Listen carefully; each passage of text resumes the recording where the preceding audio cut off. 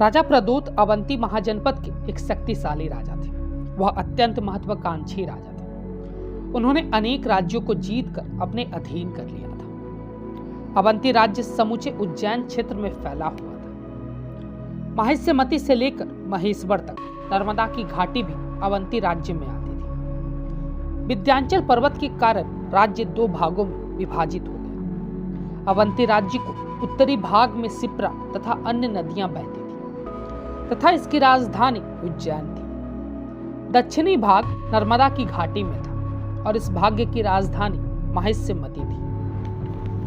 पुराणों में माहिष्यमती राज्य के प्रथम राज्य वंश को हेहय कहा गया है। उकट वंश का नाम कौटिल्य के अर्थशास्त्र तथा महाभारत की कथा में भी इसका उल्लेख हुआ है। कहते हैं माहिष्यमती के मूल्यवंशी नागवंशी थे, जिसे हेहइयों ने ही वहां से भगाया था।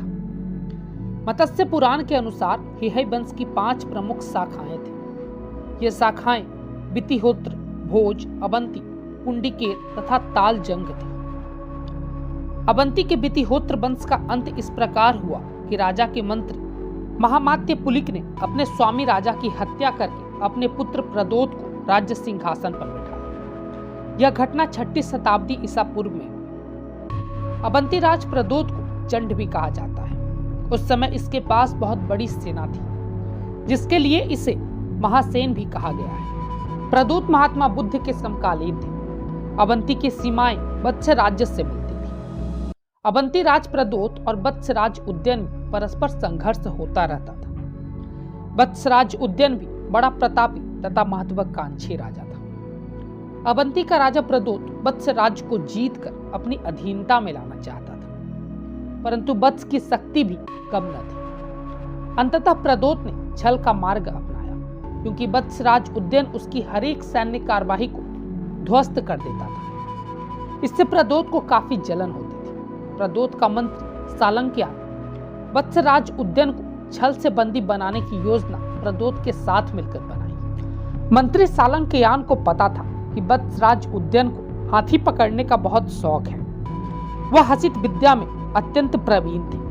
वह सदा उत्तम हाथियों को पकड़ने के लिए बड़ा उत्सुक रहते थे। इसलिए प्रदोत ने एक नीले रंग का नकली हाथी बनवाया और उसमें सैनिकों को छुपा कर रख दिया। इस नकली हाथी को वत्स और अवंती राज्य के समीपवर्ती जंगलों में रख दिया गया। इस समय वत्स राज्य उद्यन शिकार खेलने के लिए नर्मदा नदी को पार कर माहिष्यमती के इलाके में सेना के साथ बेनुवन में आए हुए थे।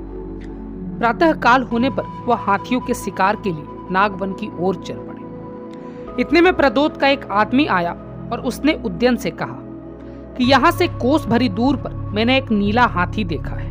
उद्यन को हाथियां पकड़ने का शौक था ही। वह उसे पकड़ने के लिए तैयार हो गया। उद्यन के पास एक बीना थी, जिसका नाम घोषवती था। घोषवती बीना की आवाज से हाथियों को आसानी से बस में किया जा सकता था। उद्यन इस बीना के साथ अपने 20 सैनिकों को लेकर हाथी पकड़ने निकल पड़ा।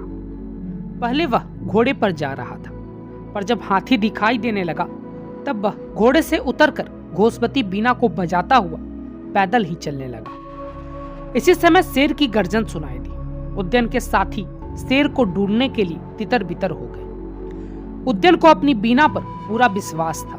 वह अकेला ही हाथी की ओर चल पड़ा। जब उद्यन हाथी के नजदीक पहुंचा तो प्रदोत के सैनिक उस नकली हाथी से बाहर निकल आए और उन्होंने उद्यन पर आक्रमण कर दिया। उद्यन अकेला था। वह सैनिकों के हाथ पकड़ लिया गया। उद्यन का अंगरक्षक हंसक उसके साथ जाना चाहता था। प्रदोत के मंत्री सालंक्यान ने उसे साथ चलने से रोक दिया और कहा, जाओ यह सूचना अपने राज्य में बताओ। जब अंगरक्षक हंसक राजा की प्रदीक्षण कर चलने लगा तो उद्यन डगबगाए नजरों से कुछ न कह पाने में स्वयं को विवश समझता हुआ केवल परम बुद्धिमान और योग्य मंत्री युगंधरायन को सूचित करने का संकेत कर दिया। उद्यन को बंदी बनाकर उज्जैन में ले जाकर राजा प्रदोत के समक्ष पेश किया गया। प्रदोत बहुत खुश हुआ। उसने उद्यन को कारावास में डलवा दिया। राजा प्रदोत की पुत्री राजकुमारी वासवदत्ता थी, जो काफी रूपवान और विदुषी थी। प्रदोत ने वत्सराज उद्यन की सर्वप्रिय घोषवती बीना को अपनी पुत्री वासवदत्ता को दे दिया। वासवदत्ता इस वीणा को सीखने के लिए उद्यन के पास कारागार में जाना चाहती थी। प्रदोत ने इसे स्वीकार कर लिया कि उद्यन उसकी पुत्री को घोषवती बीना बजाना सिखा दे।